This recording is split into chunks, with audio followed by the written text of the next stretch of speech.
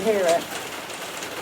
I've turned the hydro propagator off because I just wanted to listen to that sound of the pitter-patter of the raindrops on my tin roof here. And I cannot tell you how elated I am to finally have a little sprinkling of the wet stuff. I'm hoping this isn't a really quick shower, so I'm hoping just to have a bit of a prolonged period of rain here just to do some good, because the cottage garden has had very little watering at all. And as a result, I haven't really been able to weed it because the ground is just like concrete. I can't get any tools in to get the roots out even. So this will really help with that. So anyway, just enjoy the raindrops before we go on with the video.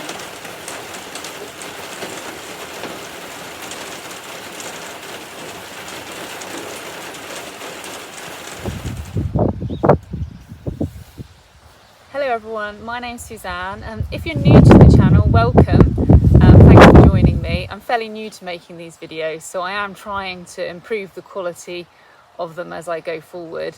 I'm just making these videos for a bit of fun really. I love chatting to people in the comments who have little similar projects of their own going on. I love gardening. I have a cottage garden, so I show some videos referring to that.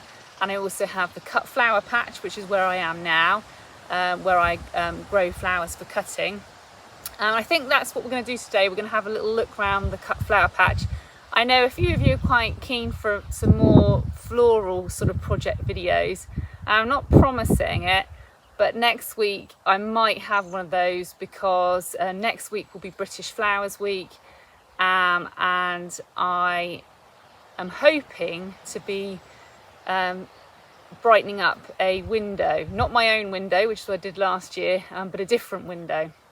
But I'm not promising anything. That's in the pipeline, so we'll see. Hopefully that will be the video you'll get next week. But this week we're going to have a look at the flowers that we've got in the cut flower patch, and potentially they will be used in the project next week. I'm a little bit nervous of doing it because obviously I've got my friend's wedding coming up, and I'm thinking, oh, I don't want to go, hacking everything down for this British Flowers Week project. But honestly, I've already been hacking quite a few things down to try and give them time now to come back for that wedding.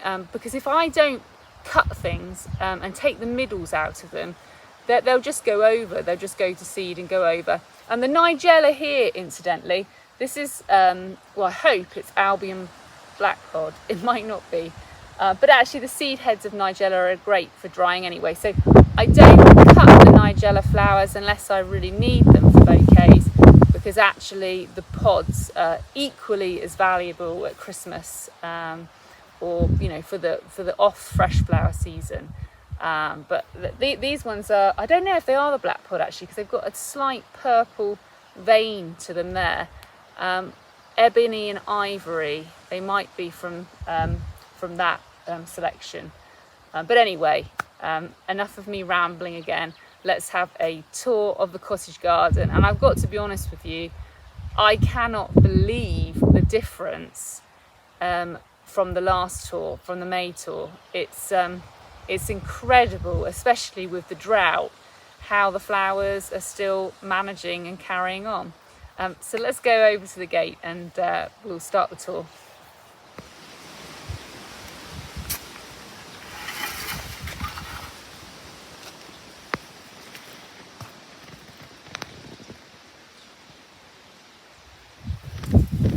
Okay, so we're coming in through the gate now.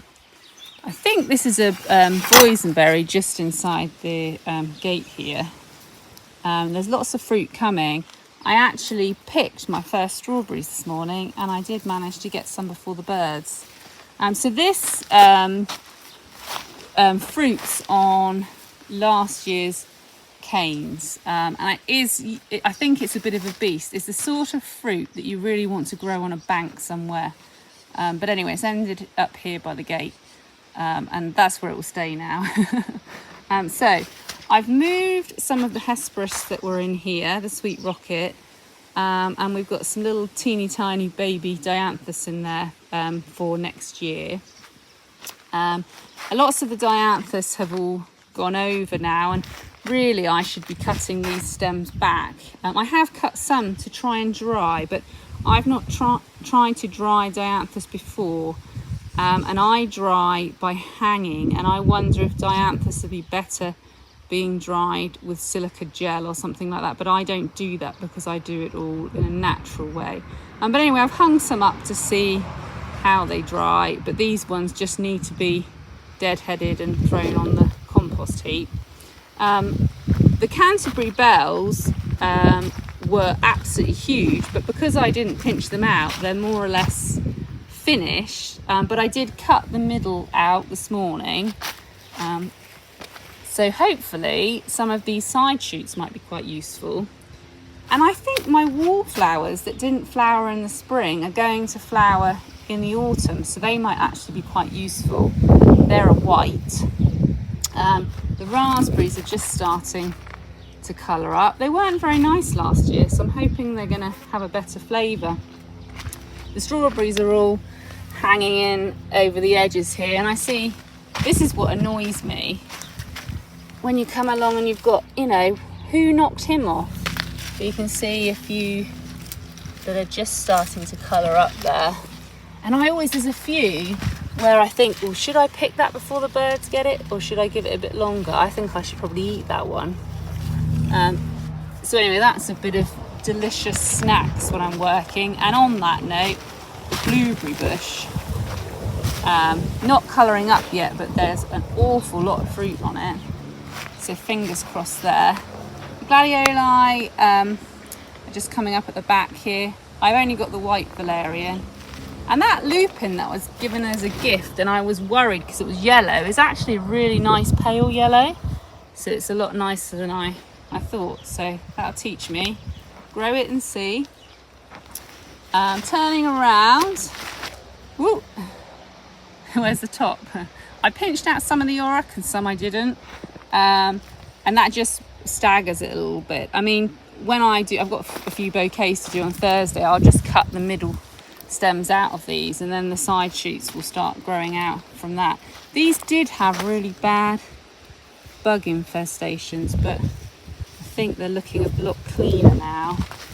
The Cerinthe is, for a spring sown Cerinthe, this is probably the best I've ever had. To get it this good, usually I'd autumn sow it, but this was spring sown, and I mean the stem lengths are absolutely amazing. I've just got more than I can really use. A bit of Achillea here, and I've been really trying to deadhead the Phacelia to keep it going. Some calendula, I'm really not growing it next year. I don't know why I put it in. I've not used any of it, and it's a pain if you've got to deadhead it, so really don't know why I did that. The cornflowers were covered in aphids. Yeah, there's still some really bad. Just try and oh, the wind's moving the stems. I want to try and focus in for you. Can you see the aphids there? Absolutely covered in them. I haven't seen any predators, which is why I think I've got a lot of pests in here. The scabious, so I pinched some out, so obviously these are the much shorter ones with more branching stems on them, and they're not anywhere near yet. I don't know if they're going to be ready for the wedding or not. We'll have to wait and see. And then some I didn't pinch out are much taller, but the buds are at the same stage. This variety is just the tall, so it's mixed colours. When I grew it last year, they all came out white, so they're not supposed to be. So it'll be interesting to see. And the Lavatra, I thought I'd grown a white with a bit of pink, but the buds are coming up pink, so that'll be interesting. And you can see black fly here. So we've already seen aphids, now we've got black fly. I would like to use these for the wedding. I think they will be ready, so that will be great. Down here we've got, this is the florist dill, not quite ready for cutting yet, but colouring up. Really like that. You know, it's a variation on the bronze fennel. Again, everything's doing really well other than the pests. Then I'll stand back to give you a scale of height a minute. Ooh. So that's the dill, the ammi and the beplurum there. Again, usually for ammi, spring sown ammi for me wouldn't usually do this well. This would be autumn sown ammi that would do this well for me and get this tall.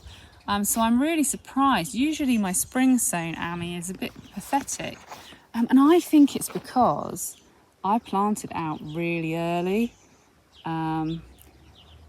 I just thought if it was going to be frosty, I would cover it.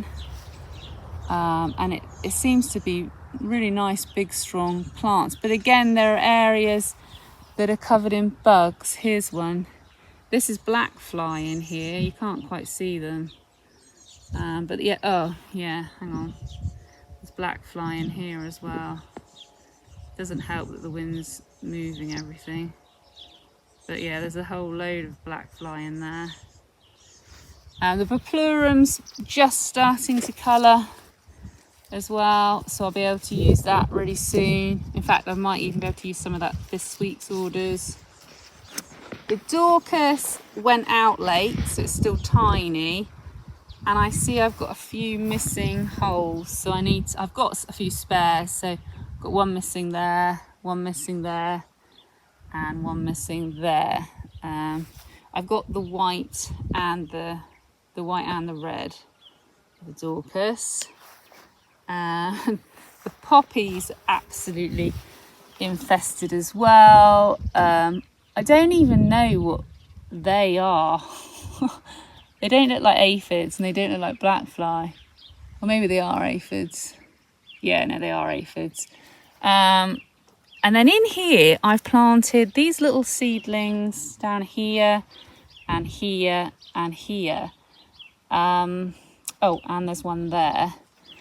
Oh, they're doing really well actually. So I sowed these a couple of weeks ago as a trial. I've never grown before, and its name is escaping me. So I'll pop it up on the screen, and I'll do a picture as well. And it's supposed to be really good for drying, but I've never grown it before, so I've just popped a few in as a bit of an experiment. And the feverfew there is all self-sown, but I didn't want to dig it up because it might come in handy. And then we've got more ammi at the back here, more dill. This dill hasn't done as well, but it was planted out later, so I think that's probably that. Salvia viride, blue denim, a more wasted space with some more calendula. Another succession of auroch, more calendula, more wasted space, and then some more scabious. I think this is the tall again. Here's my buckwheat. Poppies for poppy seed heads. I mean, they are looking gorgeous. And then this nigella is called Midnight. And that was autumn sown. Compost heaps, not very exciting. My veggies, probably not very exciting. Anemones are still trying, they're still going. They look like they could do with a bit of a feed. In the tunnel now is baby zinnias. Oh, I keep putting the plastic in the way. There's the zinnias in there. Nearly all the stock are out of this tunnel now. I will go down the end so you can see. I'll just open up the end. Ooh. Okay, so pretty much empty now. So this will be zinnias as well. There's a couple of lonely stalks left. And then this down here is just my phlox creme brulee, and they're doing really, really well. I'm really, really pleased with those. I hope you can see them because I can't really see what I'm filming here. I just stuck the camera inside the tunnel and spoke. Right. So we've got a second succession of Greek cress here. But actually I need to put, I've got a bit of bare soil here. I could do with putting a bit more Greek cress in there. Sweet peas, obviously these were the ones that went out later. These were the ones that went out first. I've cut sweet peas this morning and it always amazes me. You know, I cut all the flowers off this morning. Where did they come from? Unfortunately, some of the lighter colours, particularly the white, have got signs of thrip on them, which is a bit of a nuisance. But we had a little bit of rain and they do seem a bit better since we had a little bit of rain. And the Nigella here I already showed you. And then at the end here, I've got some Hypericum, but not the, I've got the sort of wild one in my bank. But this is a more cultivated variety, and this is I took some seed from a friend's garden, and I've got 3 of them in here, but they're sort of being covered by calendula. These are Snow Princess. These ones. So I like the ones with the pale centre though, and these have all come up the dark centre. I like them with the yellow centre. But never mind. I'm sure they're better than some of the other calendula I got. So this is the lady's mantle. These ones aren't flowering, but I've got lady's mantle flowering in my garden. But these will be great next year. They were quite small plants when they went in. And the same with the peonies. You know, they're not going to do anything for a couple of years, but as long as they're getting their roots down. Some more salvia there. This is a gardening disaster. I mean, when I scattered this poppy seed, I just did it so thick. I mean, they're not going to grow into anything. I really should have thinned them out a bit. But at the moment, to be honest, I should probably put something else in there now. I should dig that over and yeah, put something else in. This is the Didiscus here, which is the pale blue. Oh, there's even a bud there. I might pinch these out, the tips actually. I don't think we really, especially this one, we don't really want them budding up just yet. So that's another job to do. We've got some straw flowers on the end here.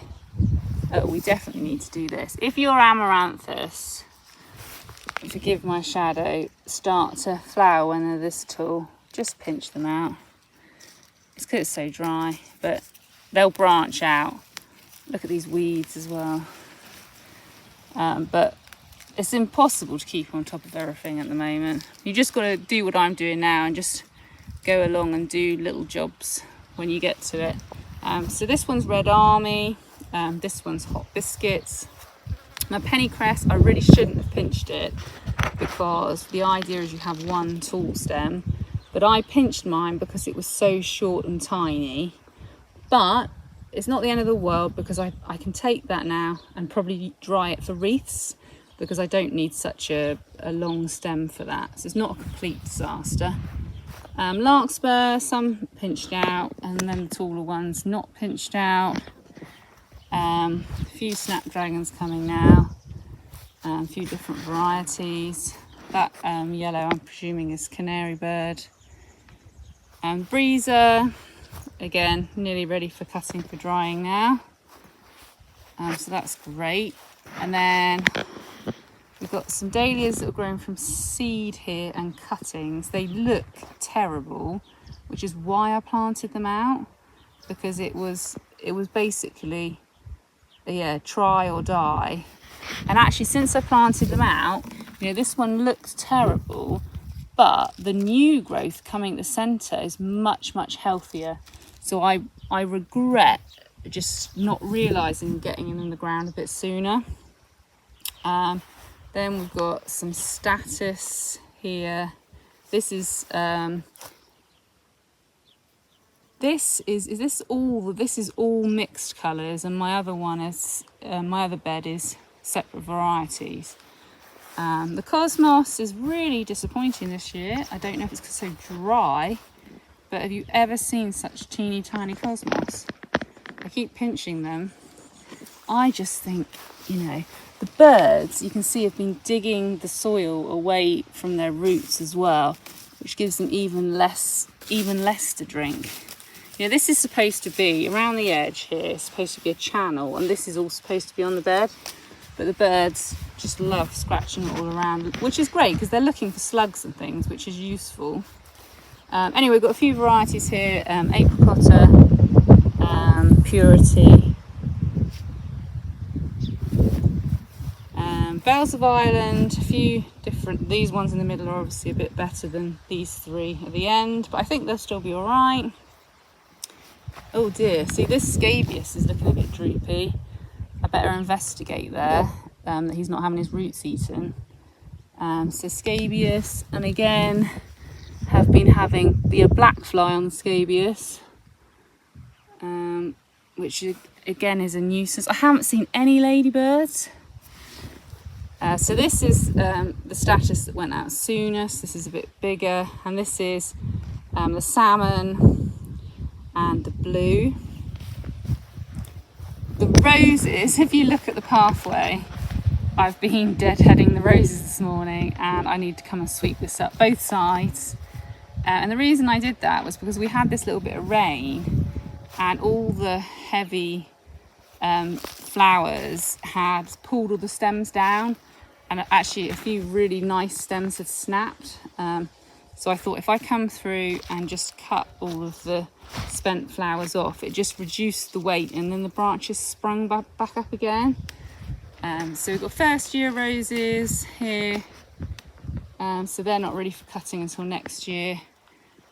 Cream Abundance and Bonica, and I'm going to put another row of roses in this bed in the autumn.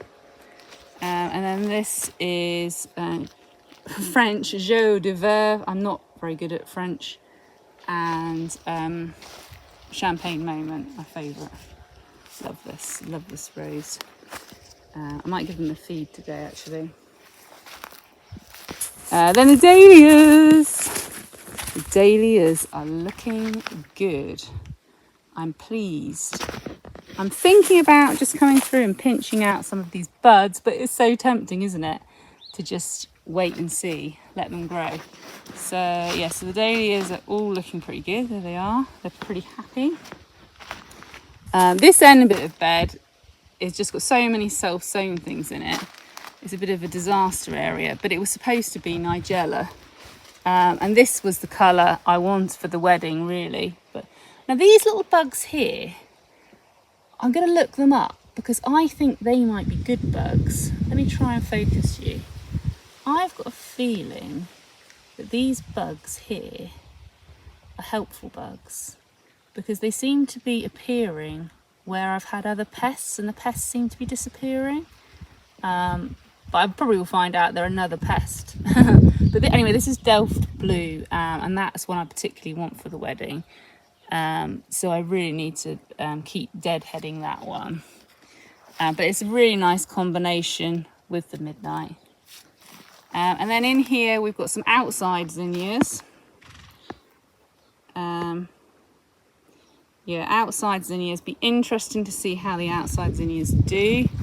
But anyway, they're in. And then this is all straw flowers down here. This is all straw flowers down this end here. Greek cress is pretty much all gone now. This over here is cinnamon basil, some outside phlox, some more salvia verde, a few bits of late or layer in there, and a few larkspur. And then, oh yeah, down here, these are looking quite good. This is Rebecca Sahara, a few in there, and more self-sown calendula. Grasses here, Korean reed grass. This is the Breezer Media, not the Breezer Maxima. So this is the perennial version, and I really like this. Got some Veronica in here. There's one missing actually, there's a gap here. But the Veronica is just starting to colour up. This is the obedient plant. Got quite a lot of that. I don't know that's going to be ready for the wedding though. No sign of any buds for that. My sedums that I just stuck in the ground, people, that was how I did the cutting. I just stuck. So this was an original plant, original plant, original plant. And then I came along and I stuck a stem in the ground there, a stem in the ground there, and so on. So these are just cuttings that I did this year. They look really good. Oh dear, that line's a bit slack. Oh, it's very slack. Need to do something about that. I've got a second height on a lot of the beds now. I was just worried where it's been so dry, if we suddenly had a lot of wind, that things might blow over. The Astrantia is nearly finished now, but I've still got a few nice stems. I've mainly been hanging it for drying. Achilles the Pearl I really want for this wedding, but I'm a bit worried it's going to go over. So I did come out here and cut a few stems down to the ground. It's a risk, but we'll see. Feverfew here, I really like the double, sort of the fluffier, like this one. Bronze fennel. Bronze fennel has definitely got a bit of a problem this year with bugs, because it hasn't started to bud up yet. Can you see the bugs? Look at it. Ugh. So I think the dill might be used a bit more than the bronze fennel this year. All the tips are just covered in these bugs, so I'm not sure what's going to happen with it. More Nigella, plenty of Nigella. Then these are Rebecca Sahara that are actually budding up because they overwintered. I know that lots of people grow them as an annual, but because lots of Rebecca's are perennials, I thought I'd just leave them in, and a few of them didn't make it, but lots of them did. Lots of oregano. Now, what I did last year, and I forgot to do this year, and I should have done, was I've got one this side and one this side. And usually I Chelsea, I could still do it. Usually I just come along and Chelsea chop one side so that it doesn't all flower in one go. Because I could potentially still do that. More Phacelia, more cornflowers, more Phacelia. And then this side is my Euphorbia, toadflax. The pink one finally came out. And then this is Lysimachia. Oh, now this, right, I'm going to get a little bit excited now. This is one I sowed last year, which I haven't ever seen flower. And it's called Butter and Eggs, and it's going to be a yellow. And I didn't think any of it had taken, and I can see a few stems of it here, so that's really brilliant. I thought it'd look really good with the purple. But what I was about to say was this is loose strife, and it's the gooseneck, and it's the white, so that's going to be great. The candy tuft, I don't know why I don't grow more of it. I think I should really dedicate a whole area to it because I love it. Look at that forget-me-not, it's taking over the whole bed. And then over here we've got the sea holly coming. I'll go over and have a look. The Geum Lady Stratodon really should be cut down now. Why can't I focus? Yeah, that really needs cutting down now. I don't think it liked the dry weather particularly. Lamb's ear, and then here's my sea holly here. So you can cut that even when it's green. You don't have to wait for it to start to colour. I really should grow more of this because it's just lasts so long in the vase. Obviously the Aquilegia's all done, more Euphorbia, more Feverfew, and then Achillea. The white is really useful, but you can't cut it until it's all the way out. So if you cut that, it will just go all droopy. This one you probably could cut if you cut off the side shoots, But yeah, it's funny how everything is cut at different stages, because some stuff, if you cut it when it's fully out, it would be too late. All these foxgloves need to come out, but I don't like to do it until all the flowers have fallen off because of the bees. But I've got some apricot foxgloves to plant here, little plugs, for next year. So I want to take these out, and I will plant these. Iceland poppies, I'm not doing again. Iceland poppies are great if you are a floral designer doing lots of weddings and you want them for bridal bouquets and things like that.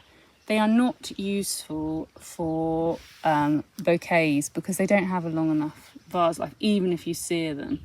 So I went to all the trouble, like these ones, this one won't flower till next year, and nor will that one, or that one, or there's another one up there. But yeah, I certainly won't be sowing any more of those seeds. I've cut the sweet rocket back in there, and again I've got more bits of dianthus here. But nearly over. And if we spin around, isn't it amazing the difference a month makes? Absolutely unbelievable. Just one more little corner to show you here. I can never remember who this rose is, but I've had it for years. I think I even had it in my previous property in a pot. And this rose has hated me. I've abused it for years and years and years, but finally left it alone now. I've just planted it in a bed in the corner. I have fed it, and it's very happy there. I've not cut from it before. It's just a rose for me to enjoy, really. Oh, look at this cleavers. Get rid of that. And then in here, there's a lady mantle there going to flower. And then this is dianthus. And this, I believe, is Newport pink, but it might be the white. This rose has also been abused by me. And this is probably dead. Because, I mean, have you ever seen, what is that? That is some weird, and even the leaves are coming back weird. So I really think I just need to replace that rose with a new one. If you're going to replace roses where you've had a rose, what's a good idea to do is dig a really, really, really big hole. Put a cardboard box in the big hole and plant your new rose in new soil. Don't use the soil you took out of the hole. In soil a rose has not grown in before, in the cardboard box. Now I know eventually the roots will go out through the cardboard box, but it's still, you don't want to be growing roses where you've had roses before if you can help it. But that is a way of cheating the system. And I just noticed another lovely bit of toe flax there. And that's what I will probably do here, because I've got the archway. In fact, I've got this beautiful sweet pea here on this archway. But I would love to have a climbing rose on this arch here. So I think the one I want is, it's the one everybody likes. It's I'll put the name up. It's a David Austin one, and it starts quite dark peachy colour, and then I want to say something Hall, Woollerton Old Hall. Yeah, I definitely would like to get a Woollerton Old Hall to go in there. So my wildflower meadow, I can hear grasshoppers, which is great. But the yellow rattle is all just starting to go to seed now. So that's great, because obviously it will be producing more seeds for next year. And can you see back here, there's a borage in there, which the bees love. There's not so much colour in here. I think what I need to get planted in here is some of the big oxeye daisies. My dad has got lots at his house where he planted some seed. And when I went to RHS Rosemore at the weekend, their meadow had the orchids, and it was definitely the oxeye daisy which had taken over now. That's lots of the other things have died down. But anyway, that's the meadow. Starts to look a bit tired now, but we always keep this long bit long. But we do, as we just did this at the weekend, just uncover the trees now at the bottom, just to give them a bit of space. But we always keep this long bit at the back here. for as long as we can. And that's, you see the meadow brown butterfly there. Oh, where did he go? There he is. That's for the butterflies, really. You know, and also my paddock. I don't know if you can see my paddock back there, because I strip graze. My paddock stays longer, for much longer than a lot of fields would, because obviously with it being so dry, most of the grassland in the area has been cut for hay or silage now. Well, I don't think you can cut it for silage if you wanted to. It's so dry, it'll all be hay. But because I strip graze, it stays a longer area of grass for much longer. So it's nice to think we're doing our bit for the wildlife. I want to say a really huge thank you to those of you that have subscribed to the channel. It really does mean a lot, because if you didn't subscribe or comment, it really would just be me making films for nobody other than myself, which actually, as silly as that sounds, it's not a bad habit to get into, filming your projects and things you do in the garden, because sometimes life and gardening can get on top of us and we can feel a little bit overwhelmed. And if you've taken lots of photographs of your garden over the years, or you filmed little video tours through the years, because I've got videos of, you know, when we first moved in, they weren't filmed for YouTube, but you can really feel that you've achieved something. So I mean, with the YouTube channel, for me, I know I had I suppose I'm still going through a bit of an overwhelmed phase at the moment, but the last couple of weeks I am feeling a little bit overwhelmed, mainly due to the drought, if I'm honest. But what was really useful to help just lift spirits was to look back at what you've achieved. And I look back at the video over the winter when I was going to extend the cutting patch, and of course it was just field. So I do have to give myself a pat on the back and say, you know, yes, there are a few weeds here and there. Yes, a few things have died because of the drought, but none of us are perfect, and there are only so many hours in the day. So yeah, if you do feel sometimes you feel like you're failing and you've not had as many successes in the garden as you usually do, and perhaps you've had more failures, perhaps just look back at any photographs or videos you have and just give yourselves a pat on the back that actually probably you've worked a lot harder than you realise. And it's very easy to forget how hard it is to have your garden, and nobody has an immaculately perfect garden, and if they do, quite often it's because they've got a gardener. Anyway, on that note, thanks very much for watching this week's video, and I'll see you next week. Bye.